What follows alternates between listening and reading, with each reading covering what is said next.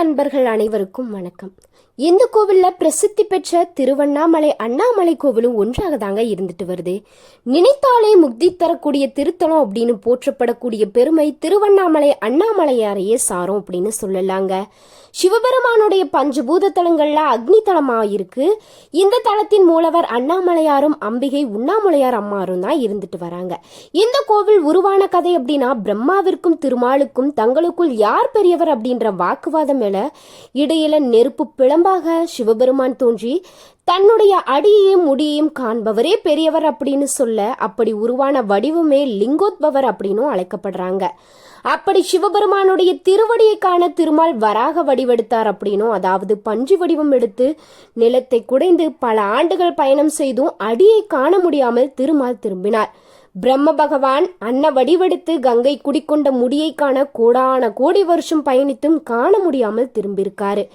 பிரம்ம தாழம்பூவை பொய் சாட்சியாக வைத்து கண்டதா பொய் சொல்லியிருக்காரு. இதனால பிரம்மாவுக்கு கோவிலே இல்லாமல் போய்விட்டது அப்படின்னு தர வரலாற்றுல சொல்லப்பட்டிருக்கு. இதனால பொய் சொன்னதால சிவலிங்கத்துடைய அடிப்பாகத்துல பிரம்மர், நடுப்பாகத்துல திருமால், மேற்பாகத்துல சிவனும் நின்று சிவலிங்கமாகவே தோன்றியிருக்காங்க.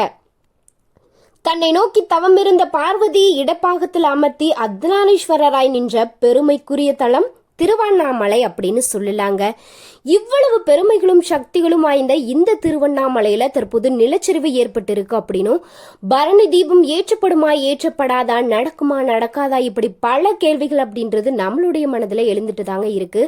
இந்த கேள்விகளுக்கான பதில தான் இந்த வீடியோல முழுமையா தெரிஞ்சுக்க போறோம். வீடியோ ரொம்ப யூஸ்ஃபுல்லா இருக்கும். ஸோ தொடர்ச்சியா பாருங்க. வாங்க வீடியோக்குள்ள போகலாம். சிவன்மலை ஆண்டவருடைய உத்தரவு பெட்டியில பூஜைக்கு வைத்த பொருள் மூலம் திருவண்ணாமலையில நிலச்சரிவு ஏற்படும் அப்படின்றத 20 நாட்களுக்கு முன்னரே சிவன் உணர்த்தினாரா அப்படின்ற கேள்வி பக்தர்களுக்கு இடையில எழுந்திருக்குங்க. திருப்பூர் மாவட்டம் காங்கேயம் அருகே இருக்கக்கூடிய சிவன்மலை சுப்பிரமணிய சுவாமி திருக்கோவில் இருக்கு.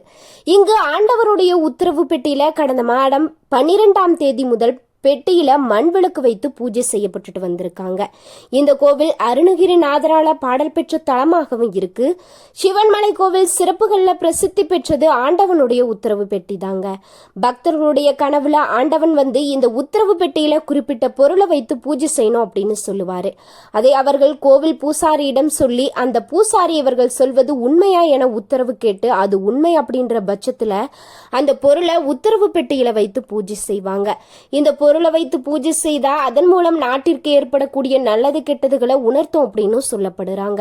ஒரு முறை மஞ்சள் வைத்து பூஜை செய்ய சொல்லப்பட்டது. அப்போது மஞ்சளுடைய விலை உயர்ந்து விவசாயிகளுக்கு லாபம் செலுத்ததாகவும், அதுபோல ரூபாய் நோட்டு வைத்து பூஜை செய்ய சொன்ன போது நாட்டில் பண மதிப்பிழப்பு நடவடிக்கை கொண்டு வரப்பட்டதாகவும், தண்ணீர் வைத்து பூஜை செய்ய உத்தரவு வந்ததாகவும், அதன் பேரில் பூஜை செய்த போது தண்ணீரால பேரிழப்பு ஏற்பட்டிருக்கு அப்படின்னு இப்படி நிறைய விஷயங்கள் நடந்திருக்கு. பக்தர்களுடைய கனவில் வரும் பொருட்களை வைக்கலாமா அப்படின்றத பூசாரிகள் வெள்ளை பூ, சிகப்பு பூ வைத்து உத்தரவு கேட்டு அதில் வெள்ளை பூ வந்தால் உடனே அந்த பொருளை மாற்றுவாங்களாம்.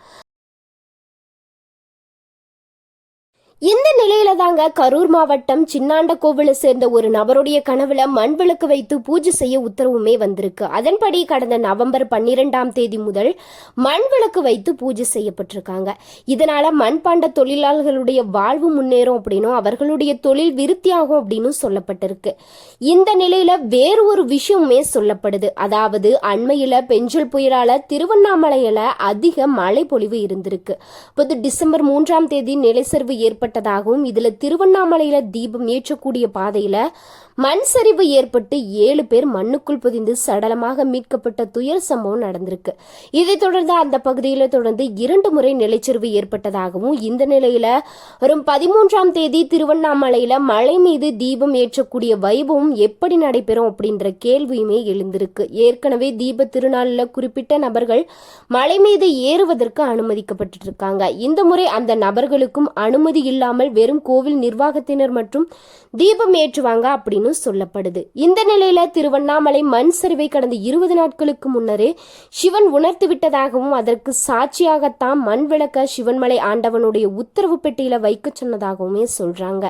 திருவண்ணாமலையில கார்த்திகை தீபத்துடன் மண் விளக்கு தொடர்புடையது அப்படின்றதால ஈசன் முன்கூட்டியே உணர்த்தினாரா அப்படின்ற கேள்வியுமே நம்மளுடைய மனதில் எழுந்திருக்கு.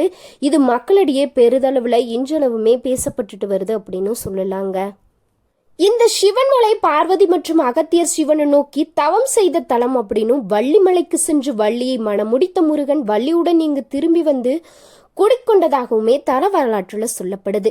திருமண தடை, குழந்தை பாக்கியம், தொழில் மேன்மை உள்ளிட்ட அனைத்து பிரச்சனைகளுக்கும் இந்த கோவில்ல தீர்வு கிடைக்கும்.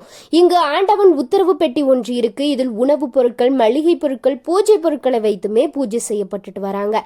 இந்த பொருட்கள் எப்படி வைக்கிறது அப்படின்னா, இங்கு என்ன வைக்க வேண்டும் அப்படின்றது பக்தர்களுடைய கனவுல வரும். கோவில் நிர்வாகத்தை அணுகி குறிப்பிட்ட பொருளை பூஜையில வைக்குமாறு சொல்லுவாங்க.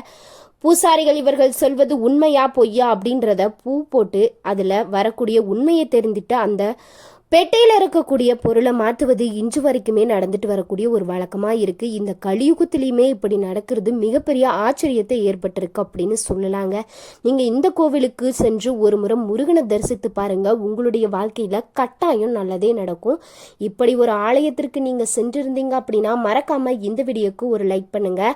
கமெண்ட் பாக்ஸில் ஓம் நமசிவாய போற்றி அப்படின்னும் ஓம் சரவணபவா அப்படின்னு சொல்லிட்டு 3 முறை கமெண்ட் பண்ணுங்கள். நீங்கள் சிவனையும் முருகனையும் நினைக்கக்கூடிய ஒவ்வொரு நிமிடமும் உங்களுடைய வாழ்க்கையில் இருக்கக்கூடிய கஷ்டங்கள் அனைத்தும் நீங்கி நல்லது அப்படின்றது நம்மளுடைய வாழ்க்கையில நடக்குங்க. இப்படி ஆண்டவனுடைய உத்தரவு பெட்டியில வைக்கப்படக்கூடிய பொருட்கள் நாட்டுல பல்வேறு தாக்கங்களை ஏற்படுத்தியிருக்கு அப்படின்னும் அந்த பகுதி மக்களால சொல்லப்படுது. இப்படி இந்த கோவிலுடைய உத்தரவு பெட்டியில வைக்கப்பட்ட மண் விளக்கு தாங்க திருவண்ணாமலை நிலச்சரிவம் முன்கூட்டியே தெரிவித்திருக்கு அப்படின்னு சொல்லப்படுறாங்க. இந்த கோவில்ல நிறைய விஷயங்கள், அதாவது திருவண்ணாமலை அருணாச்சலேஸ்வரர் கோவில்ல நிறைய அதிசயங்கள், ரகசியங்கள் அப்படின்றது இன்று வரைக்குமே பாதுகாக்கப்பட்டு வருவதாகவும் இது நிறைய விஷயங்கள் நடந்துட்டு இருக்கும் அப்படின்னு சொல்றாங்க. மூர்த்தி, தளம், தீர்த்தம் இப்படி 3 வகை சிறப்புகளை கொண்ட தளம் தாங்க அண்ணாமலையார் அருணாச்சலேஸ்வரர் கோவில். இந்த ஆலயம் 24 ஏக்கர் நிலப்பரப்புல பறந்து விரிந்திருக்கு. திருவண்ணாமலை தலம் நடுநாட்டு தலங்கள்ல முதன்மையானதாகவும் இருக்கிறது. பஞ்சபூத தலங்கள்ல அக்னி தலமாகவும் இருக்கிறது. 4வராலும் பாடப்பட்ட தலம் அப்படின்னு, எங்கிருந்தாலும் நினைத்தாலும் முக்தி கிடைக்கும் தலம் அப்படின்றதும் இதற்கு சிறப்புகள் இருக்கு. திருப்புகழ், கந்தர் அனுபூதி, திருவெம்பாவை, திருவம்மானை, அருணாச்சலாஷ்டகம் போன்ற புனித நீள்கள் பிறந்த இடமாகவும் இந்த திருவண்ணாமலை இருந்துட்டு வருது. மூர்த்தி, தளம், தீர்த்தம் இப்படி 3 வகை சிறப்புகள் இந்த கோவிலுக்கு இருக்கு. நகருடைய மையத்துல மலை அடிவாரத்துல அண்ணாமலையாருடைய ஆலயம் 24 ஏக்கர் நிலப்பரப்புல பறந்து விரிந்திருக்கு. ஆலயத்துல மொத்தம் 9 கோபுரங்கள் இருக்கு. கோபுரங்கள் மலிந்த ஆலயம் அப்படின்னும், இந்த ஆலயத்தின் உள்ளே 6 பிரகாரங்கள் இருப்பதாகவும், 142 சன்னதிகள், 22 பிள்ளையார்கள், 306 மண்டபங்கள், 1000 தூண்கள் கொண்ட ஆயிரங்கால் மண்டபம், அதன் அடியில பாதாள லிங்கம், பால ரமணர் தவம் செய்த இடமாகவும் 43 செப்பு சிலைகள், கல்யாண மண்டபம், அண்ணாமலையாருடைய பாத மண்டபம் இப்படி ரொம்ப பிரம்மாண்டமா அமைந்திருக்கக்கூடியது தான் இந்த ஆலயம். ஆலயத்தின் உள்ளேயே சிவகங்கை தீர்த்தம், பிரம்ம தீர்த்தம் அப்படின்னு 2 பெரிய குளங்கள் இருக்கு. கொடிக்கம்பம் அருகே செந்தூர விநாயகர் பிரம்மாண்டமா காட்சி கொடுத்துட்டு இருக்காரு. பஞ்சலிங்கங்களும் 4 முகங்கள் கொண்ட பிரம்மலிங்கமும் இருக்கு. காலபைரவருடைய சன்னதியுமே இங்கு இருக்கு. இங்கே முருகப்பெருமான் இளையனார் எனும் பெயரில் 3 இடங்கள்ல வணங்கப்படுறாரு. அருணகிரியுடன் சவால் விட்டான் சம்பத்தாண்டன் அப்படின்னும், அதற்காக முருகன் அருணகிரிக்கு கம்பத்துல காட்சி கொடுத்திருக்காரு. இவர் தான் கம்பத்திலையானர் என்ற பெயரில் வளைகாப்பு மண்டப தூணில் காட்சி கொடுத்துட்டு வராரு. அருணகிரி வல்லாள கோபுரத்தின் மீதேறி கீழே குதித்து உயிர்விட முயன்ற போது தடுத்தாட்கொண்டு அருள் புரிந்து திருப்புகழ் பாட வைத்தவர் தான் கோபுரத்திளையனார் அப்படின்னும், கோபுரம் அருகிலேயே பிச்சை இளையனார் சன்னதி கிளி கோபுரமும் இருக்குங்க. காமதகனம் நடக்கும் சிவாலயம் இது ஒன்றுதான். ஆடிப்புறத்தன்று மாலை ஆலயத்தின் உள்ளேயே உண்ணாமலை அம்மன் சன்னதி முன் தீமிதி விழா நடத்தும் ஆலயமும் இது ஒன்று மட்டும்தாங்க. திருவிழா நாட்கள்ல திட்டிவாசல் வழியே உற்சவ மூர்த்திகள் வெளிவருவதும் இந்த ஆலயத்துல மட்டும்தான். அருணகிரிக்கு விழா எடுக்கக்கூடிய ஆலயமும் இதுதான். இப்படி ஒன்று அப்படின்னு இந்த திருவண்ணாமலையுடைய ஆலயத்தை பத்தி நிறைய விஷயங்கள் நம்ம சொல்லிக்கிட்டே போகலாம். ரொம்ப பழமை வாய்ந்த புண்ணிய திருத்தலங்கள்ல ஒன்றாகவே இருக்கு. இங்க இருக்கக்கூடிய கோவில்ல அருணாச்சலேஸ்வரர் அக்னி வடிவத்துல தான் காட்சி கொடுத்துட்டு இருக்காரு. சிவன் பார்வதிக்காக இந்தியாவில் கட்டப்பட்ட மிகப்பெரிய கோவில் அப்படின்ற வரலாற்று முறியடிக்கக்கூடிய வகையில தான் இந்த கோவில் இருக்கு. ஒரு சிவன் பக்தரான பல்லாள இக்கோவிலுக்காக பல கட்டிடங்கள் கட்டி கொடுத்திருக்காரு. இவர் செய்த உதவியை சிவனடியார் பாராட்டக்கூடிய விதத்துல பல்லாளா இறைவனடி சேர்ந்த பிறகு சிவபெருமானே வந்து இந்த மன்னருக்கு வாரிசு இல்லை அப்படின்றதால அவரே இறுதி சடங்குகள் செய்தார் அப்படின்னு தல வரலாற்றுல சொல்லப்படுது. இவ்வளவு விஷயங்களை நம்ம கேட்பதற்கே கட்டாயம் மெய் சிலிர்க்கக்கூடிய வகையில தான் அமையும் அப்படின்னு சொல்லலாங்க. சிவனடியார் இங்கு அக்னி வடிவத்தில் உருவான மற்றொரு வரலாறு சுவாரஸ்யமான புராணங்கள் அப்படின்னு இந்த திருவண்ணாமலை அருணாச்சலேஸ்வரர் கோவிலுடைய எண்ணிக்கை எண்ணிக்கிட்டே போகலாம். வீடியோ பிடிச்சிருந்தா மறக்காம லைக்